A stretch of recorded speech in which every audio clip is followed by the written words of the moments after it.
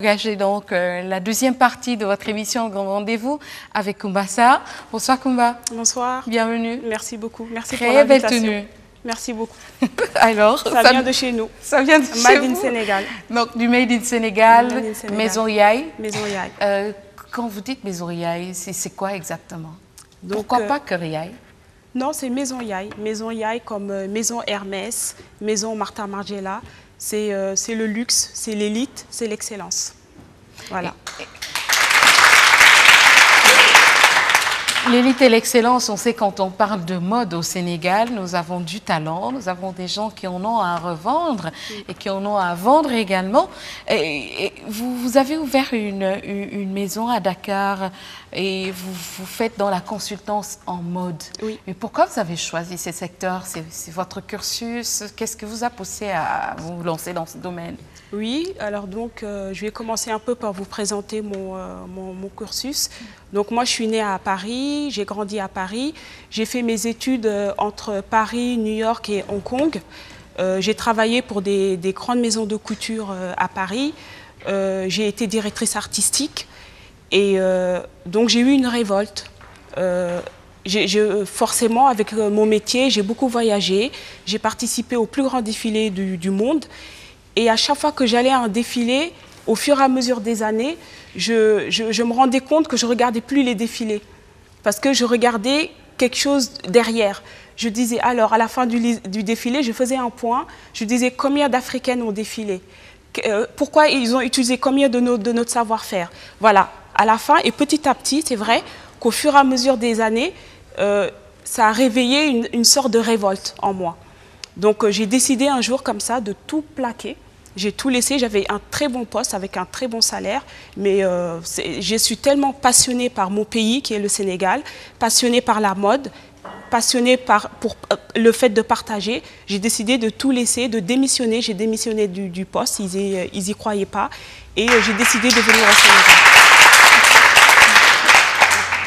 Un retour aux sources, mais est-ce que ce retour aux sources aujourd'hui vous pousse à dire vous avez bien fait? Vous avez pris la bonne décision? Ah, ça, je vous le dirai, je dirai dans quelques années. Là, au jour d'aujourd'hui, je suis là depuis le mois de juillet. Donc, c'est quand même... ça ne fait pas longtemps. Ça fait pas longtemps. Mais je suis très contente parce que juillet, là, on est au mois de mars. J'ai fait beaucoup de choses. Et si aujourd'hui je suis invitée chez vous, c'est parce que j'ai pas mal bougé et je suis contente. Même si aujourd'hui il n'y a pas eu encore un retour, etc. Mais je pense, je reviens jamais sur une décision. Je pense que même si au bout de l'expérience il n'y a rien, ce que j'espère pas, j'aurais appris beaucoup de choses de mon pays parce que c'est la première fois vraiment que je viens m'installer au Sénégal. Qu'est-ce que la Maison Yaye fait? Quel est l'objectif? En venant au Sénégal, en mettant en place la Maison Yaye, vous vous êtes dit, je fais quoi? Donc la Maison Yaye, comme je vous disais, est née quand même d'une révolte. C'est toujours quand on est révolté, on peut faire naissance de quelque chose. Donc ça a été la révolte et c'est ça qui a fait que la jeunesse de Maison Yaye. Donc l'activité principale de Maison Yaye, c'est, comme vous l'avez si bien dit, consultance en mode. Donc notre objectif, c'est vrai qu'on veut aider les stylistes parce qu'il y a un savoir-faire au Sénégal, je pense qu'on le sait tous, qui est incroyable, vraiment.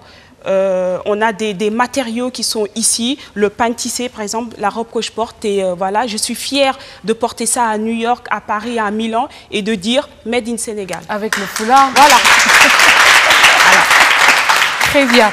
Donc du Made in Sénégal, ce n'est pas toujours évident parce qu'on sait qu'autour de la mode, quand on parle de tous ces créateurs, de tous ces stylistes, ils butent souvent devant un problème qui peut être la distribution, qui peut être la commercialisation. Comment vous, dans le projet de la Maison Yaye, vous comptez accompagner tous ces acteurs autour de la mode qui veulent faire connaître leurs produits extra-Sénégal, extra-Afrique? Donc nous, on a mis en place, bien évidemment, on a travaillé sur une stratégie. Moi, par mon cursus, j'ai pas mal d'outils en poche pour justement aider les créateurs et les stylistes dans la distribution, le processus de création. Donc on a des stylistes et en fait Maison Yaye est là pour les accompagner à être structurés, à avoir des finitions, à les accompagner dans leur distribution déjà en local, on commence par le Sénégal, ensuite sur l'Afrique et ensuite à l'international. Et toujours, comme je sors d'une école qui s'appelle IFM, Institut Français de la Mode, qui est très connue, forcément, j'espère pouvoir faire des partenaires avec eux. Et, voilà. Et votre expérience déjà connue ou déjà vécue, et plus maintenant ce que vous venez retrouver au Sénégal, est-ce que vous estimez qu'aujourd'hui, il y a plus à faire dans ce domaine parce que vous avez déjà observé le milieu, oui. Vous êtes déjà allé voir ce qui se fait au Sénégal, qui peut-être vous évitera de faire un doublon ou de faire en sorte qu'il y ait déjà, de faire du déjà vu, oui, ou du déjà connu. Bien entendu. Bien évidemment, quand on lance un projet, dans le processus de création pour un projet, on est obligé de faire une étude de marché, bien évidemment. Donc j'ai commencé par ça. J'ai fait une étude de marché, j'ai regardé les chiffres au Sénégal, sur l'Afrique, parce que c'est vrai que je parle du Sénégal parce qu'on est au Sénégal, mais on a l'ambition de travailler avec tous les créateurs d'élite, on va dire, africains. Donc j'ai commencé à faire une étude de marché, j'ai regardé un peu le marché, etc. Donc chacun fait, on va dire, de son côté. On va avoir peut-être une agence qui va faire événementiel, une autre agence qui va faire décoration d'intérieur, mais une structure, parce que je ne veux pas dire agence, parce que nous ne sommes pas une agence, une structure qui regroupe tout ça, le marché est vierge. Pour moi, vraiment, après mon étude, le marché est vierge. Aïcha? Oui. Merci Nina. Bonsoir Komba. Bonsoir, donc Aïcha. en fait moi déjà comme Nina a su bien le dire, j'ai apprécié la robe parce que c'est vrai que ce genre de pagne tissé en général on les voit pas comme vêtements.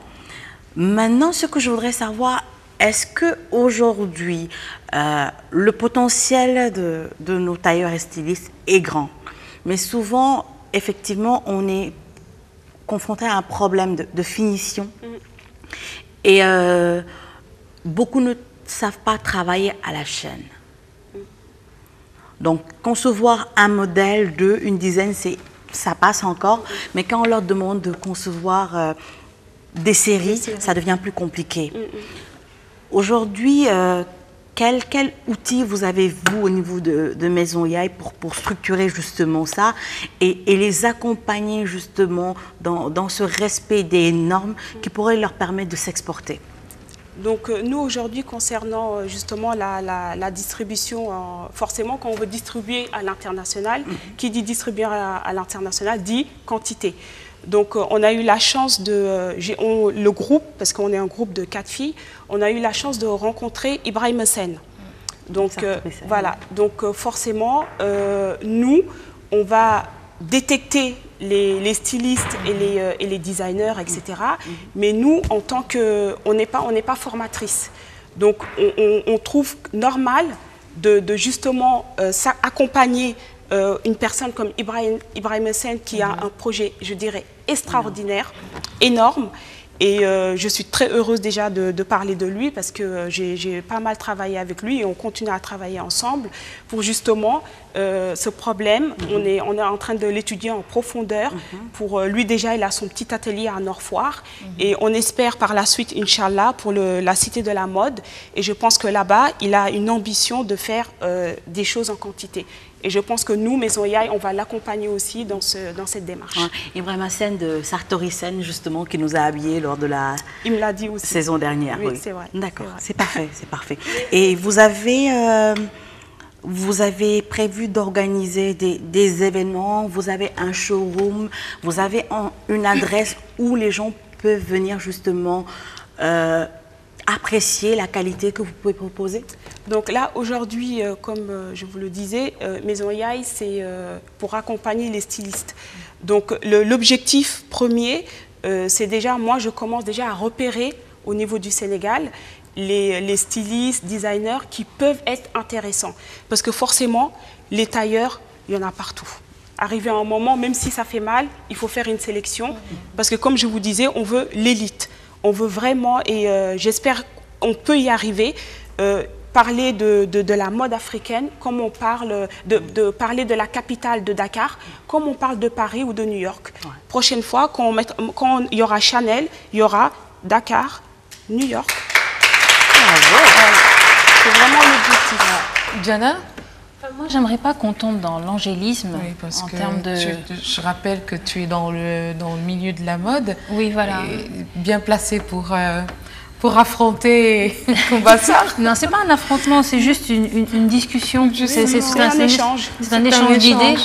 Et j'ai fait beaucoup de remarques et je trouve qu'il y a des pièges dans lesquels il ne faut pas tomber, comme l'ethnocentrisme.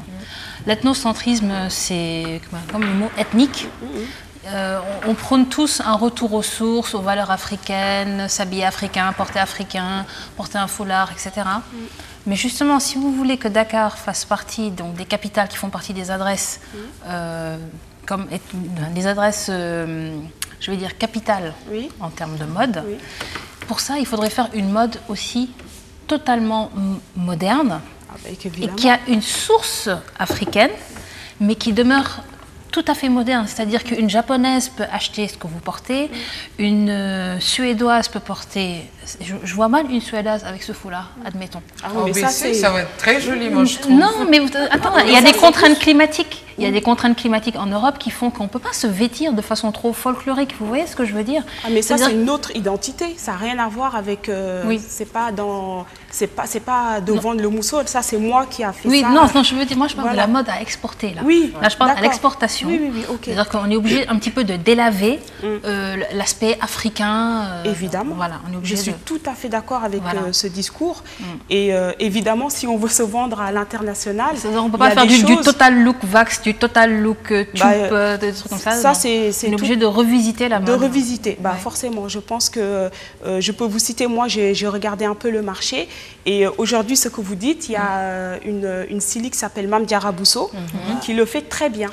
Donc moi, c'est la première. Diarra Bousso, Mint et DB. Donc moi, c'est elle que j'ai remarqué là. C'est la première qui est vraiment je me suis dit, il y a du potentiel. Et forcément, quand on mélange, quand j'ai vu, j'étais invitée dans une conversation sur la mode, et j'ai vu ce qu'elle faisait. J'ai vu un pull molleton mélangé avec du pain tissé. Waouh! Ça, je veux dire, moi, je l'ai vu direct dans les rues à Paris, etc. Et entre-temps, quand j'ai testé, parce que forcément, quand on prône quelque chose, il faut aussi acheter chez nos créateurs. Moi, le maximum, je fais tout pour acheter que chez nos créateurs. Alors après, c'est pas pour rentrer dans le communautaire. Non, c'est arriver à un moment. Voilà, arriver à un moment, faut aussi valoriser nous, on a la chance de voyager. Vraiment, tout le monde ne peut pas voyager. Et quand on voyage et que les gens y voient, moi, voilà, j'avais porté ça à Paris, alors que c'était des personnes qui étaient vraiment dans le milieu de la mode, mais total. Elles ont halluciné, elles ont dit c'est pas possible, ça vient pas de... Voilà. Moi j'ai déjà porté du Vax à Paris et c'est très bien passé. Mais ce que je veux dire... Le total look, je comprends. Oui, c'est très bien passé, simplement je veux aujourd'hui qu'on respecte la mode africaine et pas qu'on se dise je vais porter une tenue africaine. C'est-à-dire non, c'est la mode africaine, je dirais. J'ai pas envie de porter quelque chose parce que c'est africain. J'ai envie de porter quelque chose parce que ça me plaît. Oui, ça vous plaît. Que ce soit norvégien, suédois ou japonais, quand on aime la mode dans son ensemble. C'est vrai. Voilà. Bon, c'est peut-être la mode internationale qui n'aime pas les gens dans leur ensemble, vu que les Noirs sont très peu représentés. Mais il est très important que les Africains, les designers africains fassent une mode exportable. Ah, mais bien sûr. Voilà. Je pense qu'il y a des designers et des stylistes africains qui ont fait leurs preuves et qui vendent un peu partout en Afrique, en dehors de Kolessa Ardo qu'on connaît au Sénégal. Mais nous avons Pathéo, nous avons de grands stylistes et de grands designers africains qui ont fait leurs preuves. Ce n'est pas forcément parce que c'est du made in Sénégal ou du made in Afrique, mais l'identité africaine ouverte également au monde. Bien sûr. Je ne sais pas, mais c'est mon aperçu de... Bien entendu, je pense à Alfadi. le roi du désert. Donc lui, je veux dire, c'est une preuve vivante que... et lui, il est quand même resté dans... Il a une vraie identité qui est africaine. Hein. Je veux dire, aujourd'hui, Alfadi, moi, j'ai eu la chance d'aller au FIMA. Mais par exemple, un Iman Aïssi, quand il fait un défilé, vous ne pouvez pas dire que ça vient d'Afrique. Ah bah oui, voilà. Lui, c'est une autre dimension. C'est une autre dimension, et c'est de ça dont je parle, moi. Je parle de ce genre de mode. Je ne veux pas voir dans un défilé des calebasses. Vous voyez ce que je veux dire? C'est-à-dire, je fais de la mode africaine, je vais présenter des calebasses et des coris, ça, c'est pas de la mode. Oui, mais non, parce que, en fait, si je peux me permettre, par exemple, Iman, il fait sa mode, il est camerounais, il n'a pas la même vision que moi, par exemple. Par exemple, un Martial Tapolo, par exemple. Il est magnifique. Et Martial Tapolo, vous ne pouvez pas dire que c'est un designer africain. Et ce qu'il fait, c'est d'une perfection. Voilà. Mais moi, c'est un peu moi, je veux vraiment mettre en avant nos matériaux. Voilà. Donc, je peux utiliser... Mais finement travaillé. Finement travaillé. Voilà, finement travaillé. Quand on mélange du molleton avec pagne tissé, je veux dire, j'ai toutes mes amies parisiennes qui sont venues pas longtemps. Je leur ai présenté Diarra Bousso et sont toutes reparties avec un pull mint. Donc, Diarra Bousso, moi, en fait, c'est une fille... devant laquelle je suis en totale admiration. Elle est époustouflante. Même les sacs, même les sacs à main Diarra Bousso, elle fait tout bien. Elle fait tout Machallah. Et puis, tout ce qu'on peut souhaiter, c'est qu'en fait, ce genre d'initiative se multiplie. Et puis voilà. Par contre, beaucoup pensent que faire de la mode africaine, c'est porter du wax. Alors que le wax, c'est pas africain. Je ne sais pas si vous vous rendez compte le wax, le bazin et tout ça, c'est pas africain, c'est pas fabriqué ici. C'est hollandais, c'est pas fabriqué ici. Le Getzner, c'est allemand ou quelque chose comme ça. Donc, ça vient pas de chez nous. Voilà, c'est ça. Ils ont créé ça pour nous, d'accord. Au début, c'était fait pour de l'ameublement et tout ça. Et puis voilà. C'est devenu une mode. C'est devenu une mode. Mais le wax, visuellement, je ne sais pas si les gens se représentent bien ce que c'est que le wax. C'est rempli d'imprimés et de couleurs, c'est hyper flashy. Donc quand c'est pas finement travaillé, c'est horrible. C'est horrible. C'est vraiment horrible. C'est vraiment le total look de motifs, de traits, de couleurs, ça va dans tous les sens. Donc si c'est pas patché, pour travailler le wax. Voilà, exactement. Si c'est pas patché avec d'autres matières, c'est tout simplement affreux. Enfin, personnellement. Et quand on parle, excusez-moi, juste pour finir sur le sujet, quand on parle du wax, etc. Là dernièrement, les derniers défilés de Barbery, Marni. Oui, c'était du wax. Quand vous parlez de Total Look, ces grandes marques qui sont des marques de luxe londoniens, parisiens, ont fait le Total Look. Et c'est affreux. C'est affreux. Et après, non mais la meilleure, c'est qu'après, on l'a vu sur une personne comme Anna Wintour. Donc quand Anna Wintour, elle dit oui, le Total Look wax, c'est beau, toute la terre dit c'est beau. C'est elle qui est à la base de la mode au niveau à New York. Non, c'est pour mais je ne suis pas d'accord. Après, non, mais après, même si vous n'êtes pas d'accord, dans tous les grands magazines, Vogue, etc., c'était le Total Look wax. Moi, je parle là en connaissance de cause, c'est-à-dire que même des petites enseignes comme Monoprix à Paris ont fait des thèmes. Il y avait un thème, j'étais à Paris, il y avait un thème chez Monoprix, qui est un magasin citadin, qui s'appelait African Remix. Je rentrais dans le et ils ont fait des Total Look wax et ça s'est vendu comme des petits pains. Mais le Total Look, de toute façon, quelle que soit la matière, c'est laid. Je veux dire, si vous portez un haut à paillettes, il est déconseillé de mettre un pantalon à paillettes. Donc le Total Look, de toutes les façons, que ce soit sur Anna Wintour ou qui vous voulez, c'est affreux. Après, ça dépend. Bon, c'est vrai que je fais pas du Total Look, moi. Oui, voilà, le Total Look, mais par exemple, vous n'avez pas mis une veste en pagne tissé. Parce que là, ça aurait été le Total Look, too much, plus un foulard en pagne tissé. Vous avez patché, vous avez... Il faut. Voilà, il faut patcher. Alors, moi, je suis pour le Made in Sénégal, ou bien le Made in Africa. En tout cas, qu'on valorise ce que les locaux font. Parce que quand on se base seulement sur les autres, peut-être les autres, ils sont en train de faire ce que leur peuple aime, ou ils sont en train de consommer local. Mais nous, ici, de façon générale, en Afrique, on a tendance à aimer ce que font les autres plus que ce que nous faisons nous-mêmes. Et ça, je trouve que c'est assez hypocrite. Par exemple, vous allez trouver une belle robe faite par un Africain. Ils vont préférer aller le chercher ailleurs plutôt que de prendre ce qu'on a fait parce que simplement il y a un problème de, je sais pas, ils le font mieux. C'est pas tout le temps le cas. Il y en a qui le font mieux que nous, mais il y en a aussi ici qui font de belles choses et on devrait les privilégier, prendre ce qu'ils font, à les montrer, comme elle a dit tout à l'heure. Il y en a qui apprécient, qui vont même quitter leur pays pour venir chercher ça ici. Donc je trouve que c'est très bien qu'on s'entraide, chacun dans son domaine, que l'autre essaie de l'aider à mieux avancer, plutôt que d'aller chercher ailleurs et dire là c'est mieux. Bon. Oui, bah, je suis tout à fait d'accord. Après, c'est sûr qu'il faut essayer d'aider nos stylistes, hein, parce que même si quand on fait un état des lieux, c'est vrai qu'il y a un problème, parce qu'il n'y a pas de finition dans les choses.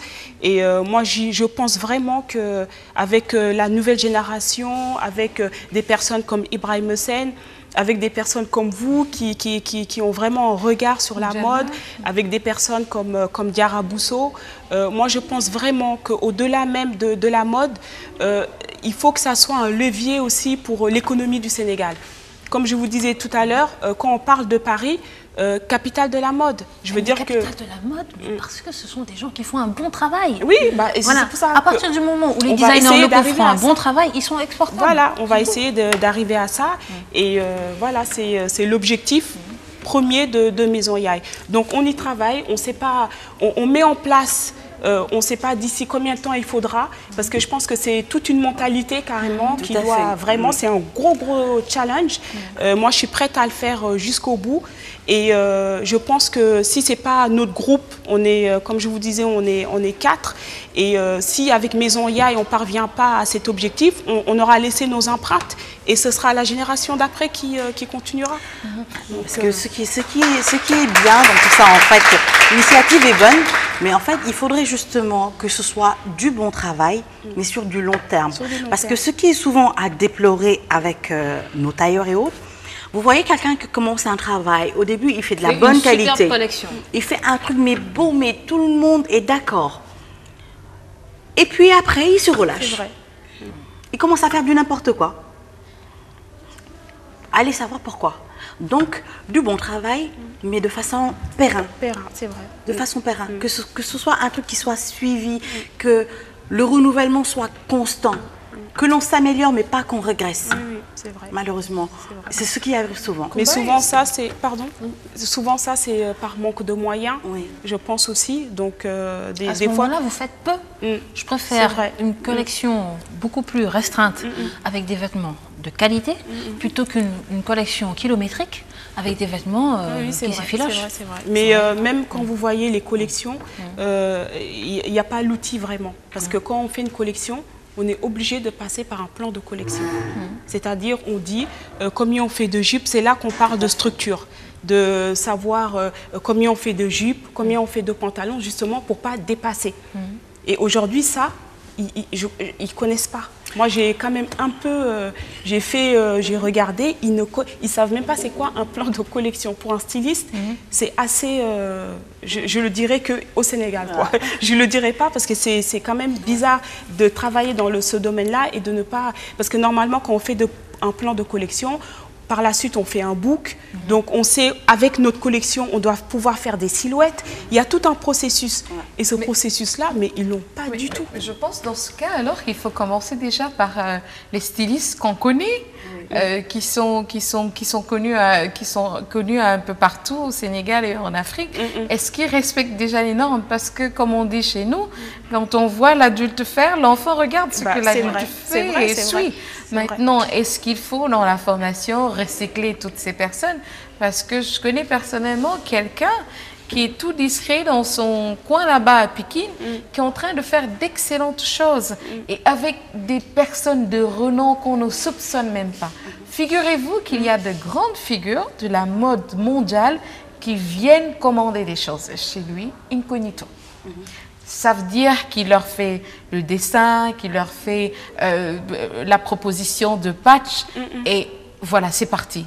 ça vient du Sénégal, personne ne sait parce qu'on en parle même ça, pas. c'est dommage. Mais maintenant, il va falloir, je pense, comme je disais tout à l'heure, recycler. Est-ce que dans le réapprentissage, il faut qu'on remette à niveau certaines choses? La maison Yaye pense à faire quelque chose dans ce domaine. Si je me trompe, Diana, tu rectifies parce que je ne suis pas du tout spécialiste de la chose. De toute façon, il s'inspire énormément de l'Afrique du Sud, par exemple, de tous ces colliers, des couleurs, du wax. Il s'inspire énormément de l'Afrique parce que c'est haut en couleurs ici. Simplement, nous, comme d'habitude, c'est en train c'est un phénomène qui est en train d'arrêter, mais on est les derniers à profiter de ce qu'on a. C'est ça. Voilà. Mais il y a des jeunes designers qui ont compris. Hein, il y a Bulldog, je ne sais pas si vous connaissez. Bien sûr, je connais. Ils sont sur la bonne lancée. Bien sûr. Il suffit de tenir le vêtement pour savoir que ça, c'est de la qualité. Ils sont hyper créatifs, ils font du travail, c'est vraiment solide. Par contre, il y a beaucoup qui font l'amalgame entre le styliste, le modéliste et le tailleur. Oui. Les gens ne font pas la différence. Ça, je pense, c'est vrai. Moi, personnellement, j'ai une formation de base en stylisme. Ok. Diana, elle s'en rappelle peut-être pas, mais en fait, l'année où elle a été Miss Dauphine, Miss Sénégal, cette année-là, j'ai remporté le ciseau d'or de Dakar. On m'a demandé à plusieurs reprises pourquoi je n'ouvre pas un atelier et tout ça, pourquoi je ne monte pas quelque chose. Je ne l'ai pas fait. Pourquoi? Pourquoi je ne l'ai pas fait? Parce qu'en fait, j'ai constaté un manque de sérieux dans la main-d'œuvre. Les gens sont qualifiés. Ah non, ils sont bons. Maintenant, ce qui va se passer, vous allez voir prendre un tailleur.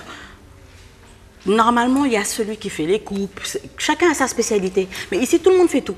Dites-moi, tailleur et couturier, c'est ça. Il y a une différence. Tout le monde fait tout. Le styliste, il conçoit, le tailleur il du crée. coin n'est pas un styliste. Vous voyez? Il est pas un Aujourd'hui, au Sénégal, n'importe qui se lève et décide qu'il est styliste.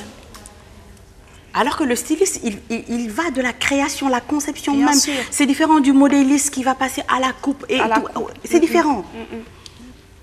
Ici, ils ne font pas la différence. N'importe qui est styliste. N'importe qui est styliste. Vous prenez, par exemple, vous décidez aujourd'hui d'ouvrir votre atelier. Vous avez un certain nombre de tailleurs qui vont travailler pour vous.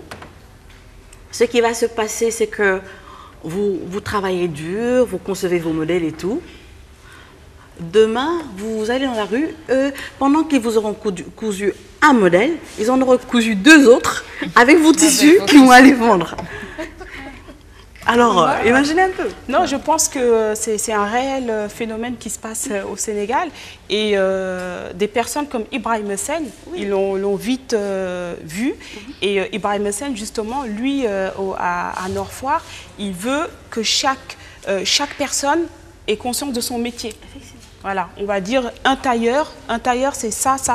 Modéliste, ça. Donc il travaille vraiment, moi j'ai visité ces ateliers, chacun a son rôle. Il a des personnes qui font que des boutons. Et ça, on le voit qu'en Chine. Vraiment, pour que ça soit au Sénégal, c'est waouh. Moi, quand je l'ai vu, Ibrahim Hessène, j'ai été vraiment impressionnée. Donc il a un parcours qui lui permet aussi, mais de spécialiser ça par corps de métier, ça c'est excellent.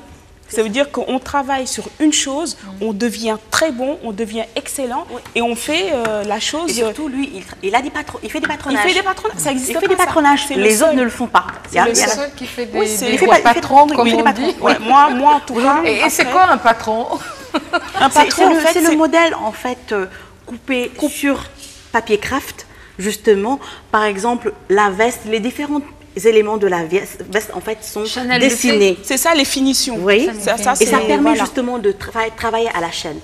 Vous prenez votre tissu posé, vous mettez votre. Vous n'avez plus besoin de tracer. Vous avez le patron pour la veste, pour la robe, pour autre chose. C'est les mêmes tailles. Les grandes maisons de couture ne font pas de vêtements, de collection haute couture sans patron. C'est la base. Ça c'est la base. Moi, le dernier mot pour la maison Yaye et cette belle initiative dont on a parlé, c'est passionnant. J'ai vu Diana qui... non, mais sincèrement, je vous assure, chaque fois que je vois le total look, vous ne pouvez pas imaginer, Je trouve ça tellement laid. Je me dis, mais ça, c'est pas de la mode. Mais il n'y a pas que la mode africaine qui est en jeu. On parle tout à l'heure de total look, c'est quoi Est-ce que le total look, c'est quand on fait de la tête aux pieds. C'est comme si elle avait mis un foulard en pagne tissée, une veste en pagne tissée, et même pourquoi pas même des chaussures en pagne tissée. C'est ça le total look. Ça, c'est quand on veut être vu, on fait le total look. On fait le total look. Donc, je crois que c'est une très belle initiative et c'est passionnant. Mais pour la Maison Yaye, le dernier mot, Kumba? Maison Yaye, comme on dit, en avant nous d'aime. Ça vient de commencer. On espère que beaucoup de personnes vont nous rejoindre dans cette aventure. Pour moi, qui est une aventure humaine avant tout, parce qu'on est 4 filles, on s'est rencontrées ici, on a eu un parcours différent, on est très complémentaires et ça, je suis très très contente. Donc, voilà, j'espère que... Vous allez approcher quelqu'un comme Collé, comme quelqu'un comme... Collé, je l'ai déjà vu lors du Ciravision. Voilà. Comme Adama Paris. Adama Paris, je connais, je l'ai vu au FIMA, on s'est rencontrés souvent dans des petits événements à Dakar.